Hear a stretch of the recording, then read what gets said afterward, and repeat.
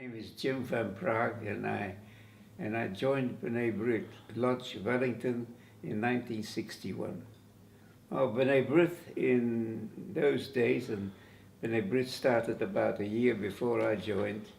It was a true lodge, very much modeled after Masonic lodges, with fairly strict rituals, with very strict titular uses of worthy this and most worthy that sort of thing. And you had to give a knock on the door to be allowed in, and it had to be the right knock, at least in theory, if not in practice. And we had 2 meetings a month.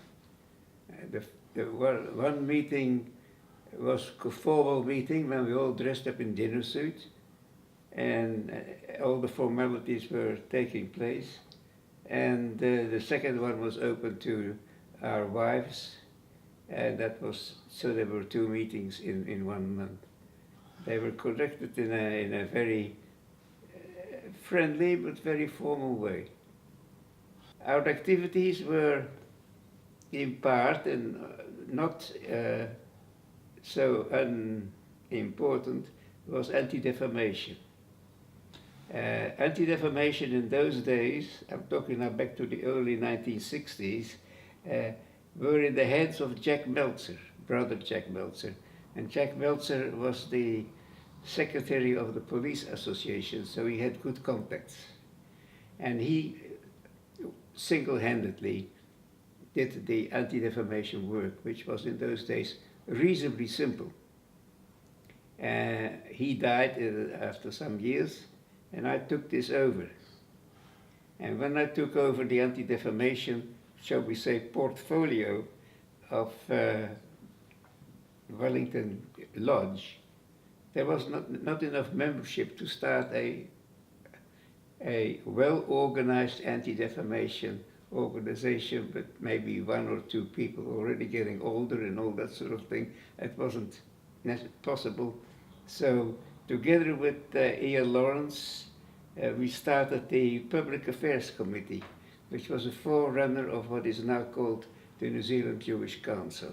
Well, in the anti-defamation, in the early days, and fundamentally still now, is to be awake, to be a vigilant committee, to see whether there's any outbreaks of anti-Semitism, and to take the necessary steps to stop that, either by publicity or by working behind the scenes with the police or whatever.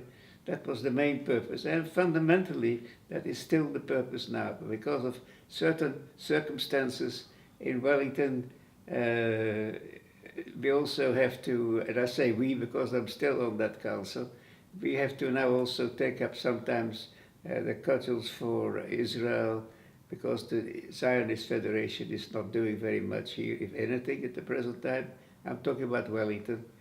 And so that's the main thing we did. We did write some publicity of general interest to the population as a whole.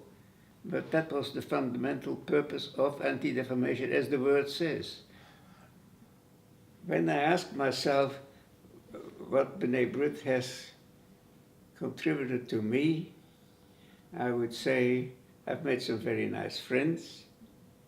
I got to appreciate the various streams of Judaism within Wellington, Orthodox, not Orthodox, non-Jewish, non-religious at all, and so forth. It has given me an opportunity at certain stages to organize things on behalf of B'nai B'rith. That's what I've given to B'nai B'rith. Myself, well, I must say, I belong to so many other organizations of, shall we say, character building, if that's the sort of thing one is sometimes wondering about. But B'nai B'rith is a very valuable organization, and I wish it was as it used to be, that everybody felt that's the least you can do as a Jew, belong to B'nai B'rith. I enjoyed my time in B'nai B'rith in 2 ways. One was the fellowship, used to be called brotherhood and sisterhood, fellowship in general with others of like mind. And also in those days going to Australia to the conferences, which I think are now called conventions, and mixing with the people there and getting make some good friends there too. That was always a highlight, but unfortunately I'm getting a bit long in the tooth to go to those now. B'nai B'rith is a wonderful organization. The aims and objects of B'nai B'rith are worthy, and I wish that a way could be found for all or many more Jews to join B'nai B'rith.